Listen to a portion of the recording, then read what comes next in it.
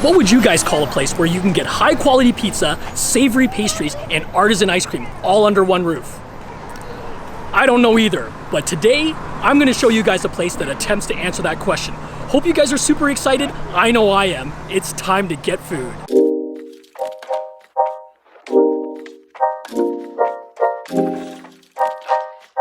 So here we are at Conspiracy Pizza. Check this out.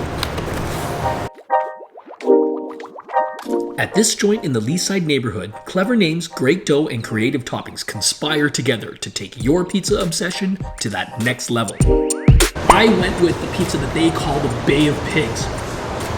I had this real big craving for pulled pork, and this one totally fits the bill. I mean, how often do you get a pizza with pulled pork, mustard, more mustard, and pickles? All right, I can't wait anymore. Let's dig into this pizza.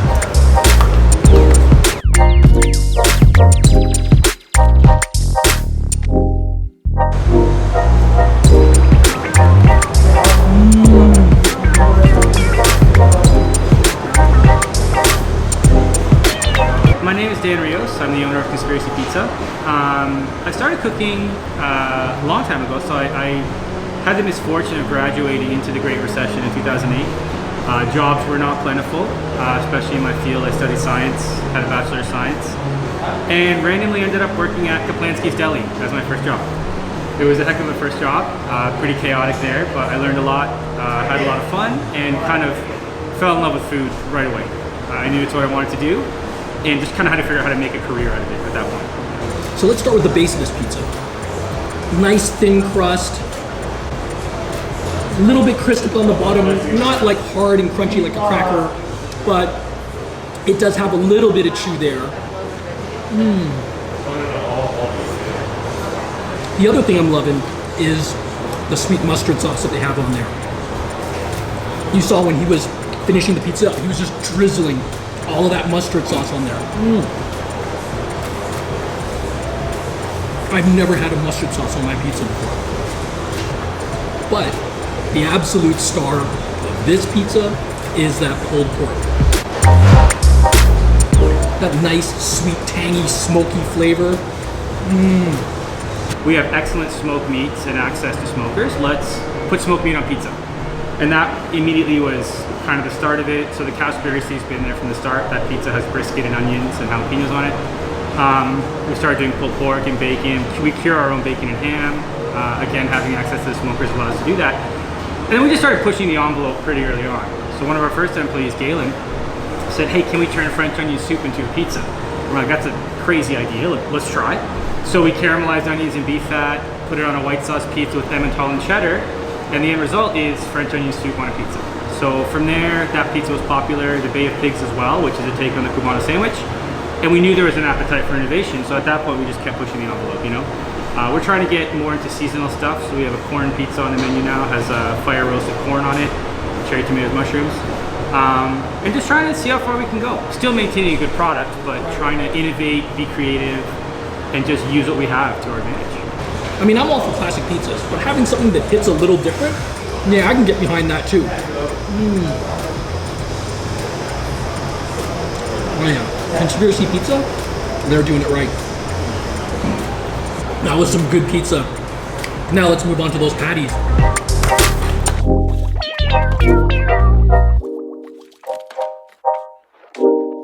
With a nod to its roots, this pie and patty spot, aptly named Phamily Eats, serves up scrumptious treats sure to leave you feeling that love. It started with the pot pies.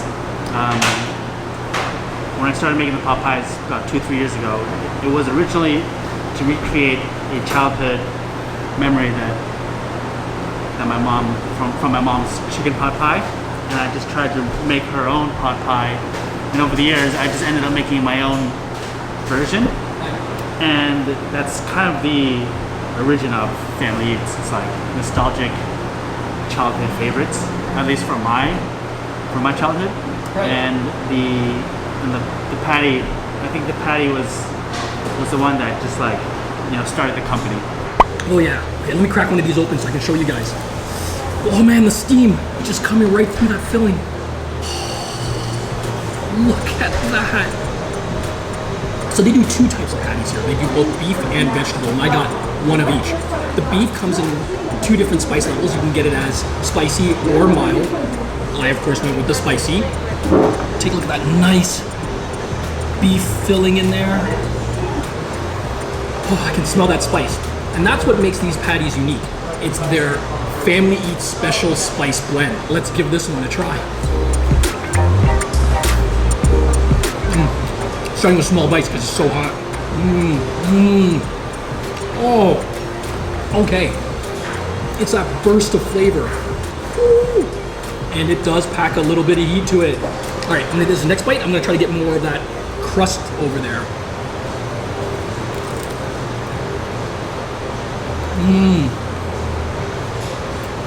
Nice and crispy. A lot of these patties you find in the stores are made by a machine. Right.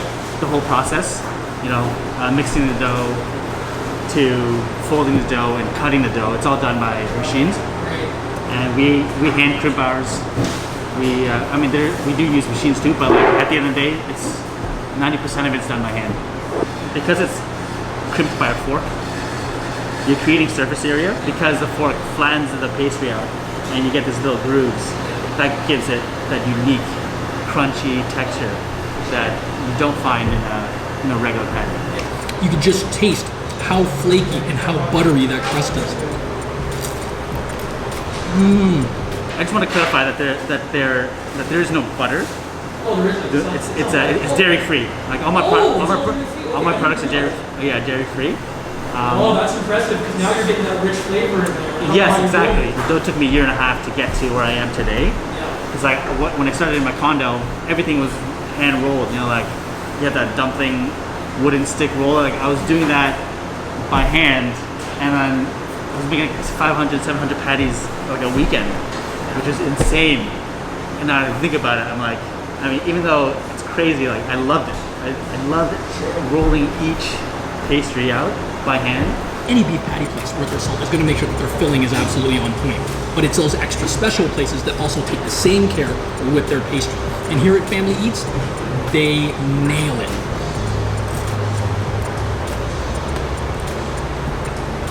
Oh. Next up, I want to try the vegetarian one as well and show you that. So you can see like it's got that whole veggie mix in there. Let's dig into this one. Oh. Whole other flavor profile on this one. You can taste that garden freshness with this one. It's still got that good spicy heat and some burst of flavor. That filling, all those vegetables, you can tell that they were just cooked down probably over many, many, many hours. Everything is just so soft and absolutely melts onto your taste buds. I mean, as you guys all know, you guys have been watching my channel for a while. I mean, you guys all know I love me some meats. But every now and then you get one of these vegetarian products. Absolutely elite. Absolutely elite. So yeah, whichever one you prefer. If you prefer beef or vegetarian, Family Eats has totally got you covered.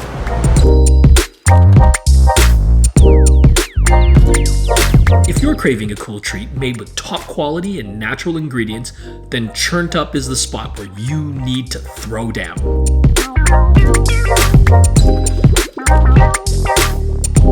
My name is Ben Salal and I'm the founder of Churnt Up Ice Cream. I've actually been in the food industry for over a decade actually. It doesn't feel like it, but started like a small job at Panera Bread when I was 16. Ended up going to chef school, but my true passion was actually in dance. Food was actually the secondary, and that's why I went to school for that, because I didn't want to go to school for dance. I ended up co-owning a franchise. I was craving ice cream one day, and the only place that was nearby was a shop that was super popular, but I noticed that they never made their own ice cream. So I felt like, man, if I made my own ice cream, I could probably make it better. I went to the back, I Googled on my phone ice cream machines, and I found that you could get one for $100, and I'm very spontaneous, so I literally went and bought one that day.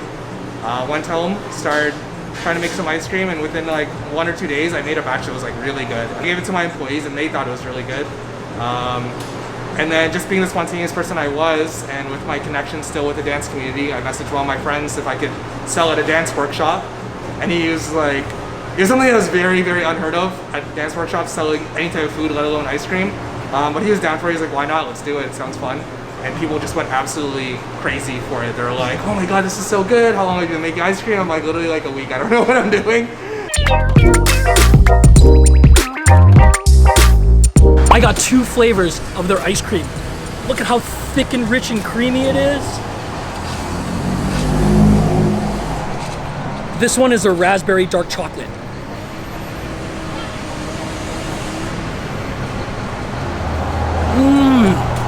Yeah, and from there, like, it kind of snowballed into like one thing into another. I started selling stuff off Instagram, and this is funny because this is way before it was a thing. One place I knew where I could connect to people and do all that, so I started selling off Instagram.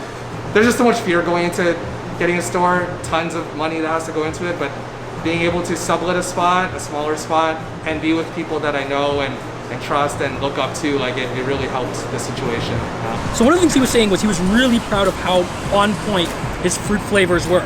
And this raspberry is a great example of that. Oh. It even has a little bit of that raspberry texture. Hopefully you can see in there like the little flecks of the raspberry. Sorry, there's a little bit of construction going on across the street. So hopefully you guys can hear this okay.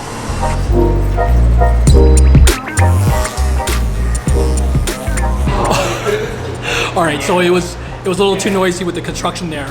And then there was this wasp that totally wanted a bite of my ice cream. So this is their butterscotch brownie.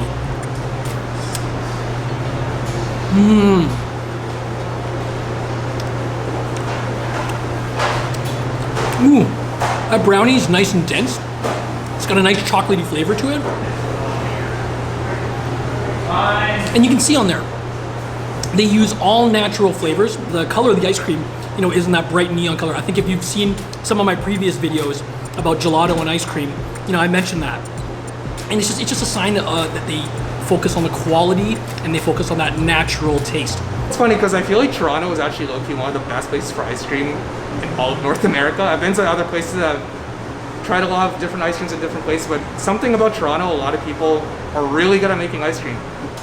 We make it fresh. All this ice cream in front of us, it's all been made in the past week.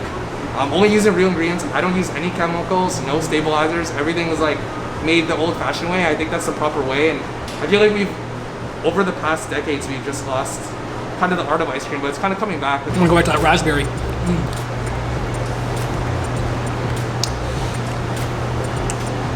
Yeah, he wasn't kidding about getting his fruit flavors absolutely on point. I like them both, but I think my heart's, you know, a little bit more with that raspberry. Oh wow. Hey, so that about wraps things up for me here. Want to say a huge thanks to Dan, Peter, and Vince, and all the people at Conspiracy Pizza, Phamily Eats, and Churnt Up. I had a fantastic time here. Thank you to you as well for watching this video. If you guys liked it, then you guys know what to do. Please give it the thumbs up, leave a comment below, subscribe, and hit the bell icon if you haven't already, and I'll catch you all very soon, the next time I get food.